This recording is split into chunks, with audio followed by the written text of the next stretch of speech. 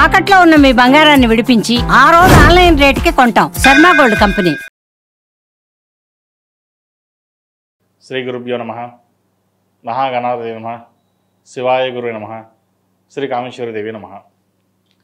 Suman TV ప్రేక్షకులకి శ్రీ విశ్వావాసు నామ సంవత్సర ఉగాది శుభాకాంక్షలు.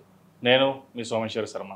ఈ ఉగాది పండుగ అందరికీ ఆయురారోగ్యాలతో, అష్టైశ్వర్యాలతో, ఉద్యోగంలోనూ వ్యాపారంలోనూ సకల సిద్ధి కలగాలని కోరుకుంటూ ఉగాది పంచాంగ పఠనాన్ని ప్రారంభిస్తున్నాను. ఉగాది అనే పేరు యుగం మరియు ఆది అనే రెండు సంస్కృత పదాల నుండి ఉద్భవించింది. దీని అర్థం కొత్త ప్రారంభమని. ఉగాది విశ్వం సృష్టికి మొదటి రోజు అని నమ్ముతారు. హిందూ పురాణాల ప్రకారం బ్రహ్మదేవుడు ఈ రోజున విశ్వాన్ని సృష్టించాడు. తర్వాత రోజులు, వారాలు, నెలలు మరియు సంవత్సరాలు సృష్టించారు. కాబట్టి మన తెలుగువారందరూ సాంప్రదాయాలకి అనుగుణంగా ఈ రోజు నుంచి నూతన సంవత్సరంగా తీసుకుంటారు. ఈ నూతన సంవత్సరం నవనాయక ఫలితాలు ఎలా ఉన్నాయి, కత్తరి మౌఢ్యములు, గ్రహణాలు, అలాగే పుష్కరాలు, చివరిగా ఏ రాశి వరకు ఎలా ఉంటుందో తెలుసుకుందాం. ముందుగా నవనాయక ఫలితాలు. నవనాయక ఫలితాలు మొదటగా రాజు రవి ఆధిపత్యం వచ్చింది. రాజ్యాధిపత్యం రవికి రావడం మంచిదే. సకాలంలో వర్షాలు కురుస్తాయి, వ్యవసాయం బాగుంటుంది, అధికార రాజకీయ వర్గం ప్రజాసేవ పట్ల నామమాత్రపు శ్రద్ధ చూపుతారు. ప్రభుత్వంలో ఉన్నవారికి ఉన్నత పదవి, అధికారం ఏర్పడుతుంది. ప్రజలను దోపిడీ చేసేవాళ్ళు మేధావులుగా, గొప్పవాళ్ళుగా, ధనవంతులుగా చలామణి అవుతారు. ఆత్మీయుల ప్రేమాభిమానాలను, సహకారాన్ని కూడా డబ్బుతోనే కొనాల్సిన పరిస్థితి ఏర్పడుతుంది. మేమే గొప్ప, మాకే అంతా తెలుసు, ఇంకోరు చెప్పాల్సిన పని లేదు అనే ధోరణి అన్ని రంగాల్లోనూ విస్తరిస్తుంది. హిందువులలో ఆధ్యాత్మికత, ఐక్యత క్రమేపీ పెరుగుతుంది. పురాతన దేవాలయాలకు ఆదరణ నోచుకుంటాయి. ప్రేమ వివాహాలు, మత మార్పిడులు, అలాగే విడాకులు తీసుకునే వారి సంఖ్య అధికమవుతుంది. ఒక వర్గం మీద ఇంకొక వర్గం వారి ఆధిపత్య పోరు పెరుగుతుంది. ప్రజలపై పన్నుల భారం పెనుసంకటంగా మారుతుంది. కొన్ని చోట్ల ప్రకృతి వివస్వాలు జరుగుతాయి. ఇంకా మంత్రి చంద్రుడికి వచ్చింది. చతుషష్ఠి కళాకోవిదుడైన చంద్రుడికి మంత్రిత్వం రావడం అనేది మంచిదే. కళా సంబంధమైన ప్రదర్శనలు విమర్శలకు లోనవుతాయి. ప్రముఖుల వ్యక్తిగత జీవిత రహస్యాలు ప్రజలకు తెలుస్తాయి. ఉన్నత స్థానాల్లో ఉన్నవారు వ్యక్తిగతంగా మనస్తాపానికి లోనవుతారు. ప్రజల్లో ఆధ్యాత్మిక భావాలు మరింతగా పెరుగుతాయి. ఏదో ఒక ప్రయోజనం లేనిదే ఏ పని ఎవరూ చేయరు. తాత్కాలిక సుఖాల కోసం ప్రయత్నిస్తారు, కానీ శాశ్వత వ్యవహారాలపై పట్టుదల ఉండదు. సాంస్కృతిక రంగాలు, కళారంగాలకు ఊపిరి పోసుకుంటాయి. ప్రతిదీ వ్యాపారం అవుతుంది. ఇంకా సేనాధిపతి రవి. క్షత్రియ గ్రహమైన రవికి సేనాధిపత్యం రావడం మంచిదే. సముద్రులైన అధికారులకు అండదండ లభిస్తాయి. రాజ్యాధిపత్యం, సేనాధిపత్యం రవికి రావడం వలన నేరస్తులు తప్పించుకునే అవకాశం ఉండదు.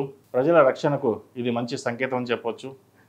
మన దేశ రక్షణ వ్యవస్థ బలంగా, అత్యంత శక్తివంతంగా తయారవుతుంది. మన దేశాన్ని తక్కువగా అంచనా వేసిన వారికి మన రక్షణ వ్యవస్థ సమాధానం చెప్పి తీరుతుంది.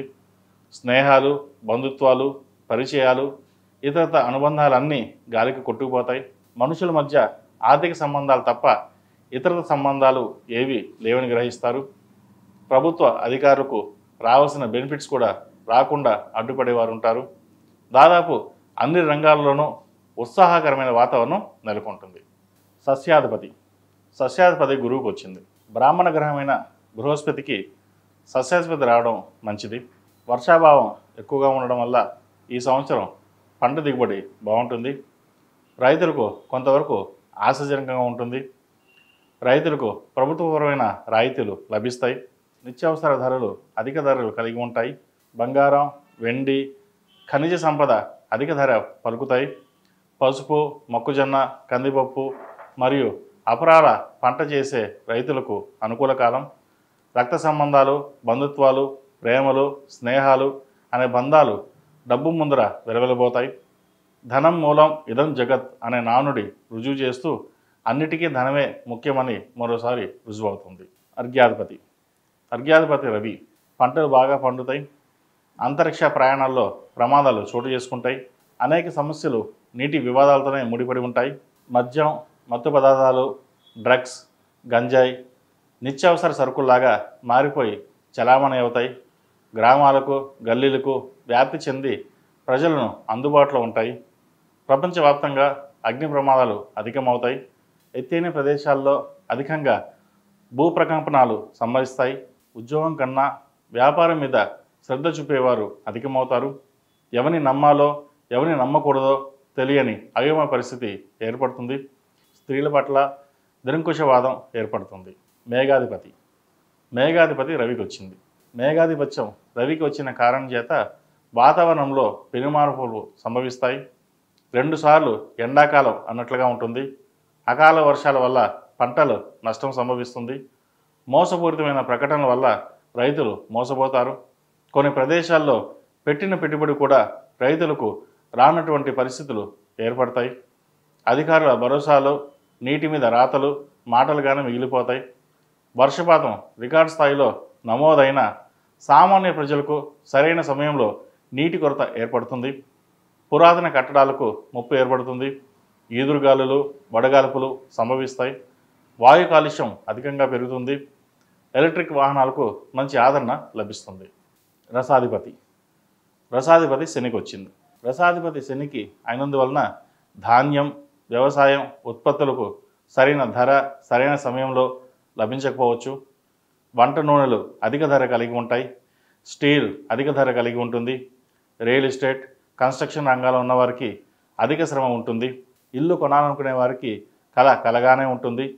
జీవితంలో రుణాలు చేయడం సర్వసాధారణ విషయంగా మారుతుంది. బ్యాంకులు ప్రజల ఆర్థిక ప్రయోజనాలు గండి కొడతాయి. కోర్టు తీర్పులు కొంతమంది ప్రముఖులకు పెను సంకటంగా మారుతుంది.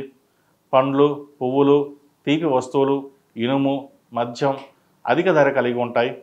విదేశాలకు వెళ్ళాలన్న కోరిక అన్ని హద్దులను దాటిపోతుంది. ధాన్యాధిపతి కుజుడు. రాజ్యాధిపత్యం వచ్చిన రవితో మిత్రత్వం కలిగిన గ్రహం. నియంత్రణకు లోబడే గ్రహం కాదు. వైద్యశాస్త్రంలో నూతన ఆవిష్కరణలకు వస్తాయి. రక్షణ దళానికి కొంతవరకు గడ్డుకాలం. రక్షణ శాఖలో కఠిన చట్టాలు అమల్లోకి వస్తాయి. ఉల్లి, క్యారెట్, బీట్రూట్, మిర్చి, ధనియాలు, మిరియాలు అధిక ధరలు కలిగి ఉంటాయి. యువత సంఘ విద్వేషాలకు ఆకర్షితులవుతారు. కలుషిత ఆహారాల పట్ల జాగ్రత్త వహించాలి. చిన్నపిల్లల ఆహార విషయంలో అధిక శ్రద్ధలు అవసరం తీసుకోవాలి. ఇక నీరసాధిపతి బుధుడు. దేశకాలమ పరిస్థితుల వలన యువతరం విలాసవంతమైన జీవితానికి అలవాటు పడతారు. ఆర్టిఫిషియల్ ఇంటెలిజెన్స్, కమ్యూనికేషన్ వ్యవస్థ బలపడుతుంది. మన దేశానికి పొరుగు దేశాలకు మధ్య విదేశీ రాయబార సంబంధాలు బలపడతాయి. యువత మేధాశక్తి ఉన్న మంచి అవకాశాలు లభించినా వారు వాటిని సద్వినియోగపరచుకోలేరు. స్త్రీ పురుష భేదం లేకుండా ఎక్కువ మంది విలాసవంతమైన జీవితానికి అలవాటు పడతారు. ప్రజల్లో జీర్ణశక్తి, ఇమ్యూనిటీ పవర్ తగ్గుతుంది. న్యాయ వ్యవస్థ, ఆర్థిక వ్యవస్థ బలపడుతుంది. కత్తరి మౌఢ్యమి. శ్రీ విశ్వవాసు నామ సంవత్సరంలో మౌఢ్యమి, కత్తరి వివరాలు. గురుమౌఢ్యమి జూన్ 10, 2025 నుండి జూలై 8, 2025 వరకు. శ్రీ విశ్వవాసు నామ సంవత్సరంలో జ్యేష్ఠ పౌర్ణమి మంగళవారం నుండి ఆషాఢ శుక్ల త్రయోదశి వరకు గురుమౌఢ్యమి.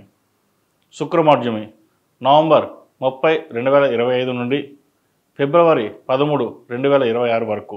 శ్రీ విశ్వవాసు నామ సంవత్సర మార్గశిర శుద్ధ దశమి ఆదివారం నుండి మాఘ బహుళ ఏకాదశి శుక్రవారం వరకు శుక్రమౌఢ్యమి.